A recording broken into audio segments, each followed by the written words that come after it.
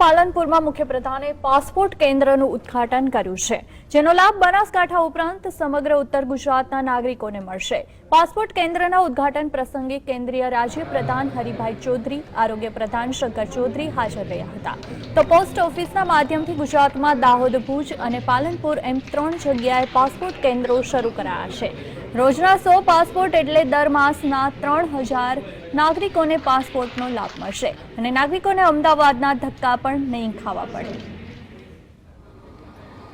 પાલનપુર અને કચ્છ આ 3 જગ્યાએ પાસપોર્ટની પોસ્ટ ઓફિસ સાથે પાસપોર્ટ ઓફિસ અને એ વિસ્તારના લોકોને અમદાવાદ આવવું ન પડે, પાસપોર્ટ કઢાવવા લોકોને સુવિધા મળે, એટલે એક કામ કરતી સરકાર, ફટાફટ નિર્ણય કરતી સરકાર, લોકોને સુવિધા આપતી સરકાર એ નરેન્દ્રભાઈ મોદીની સરકાર બની છે।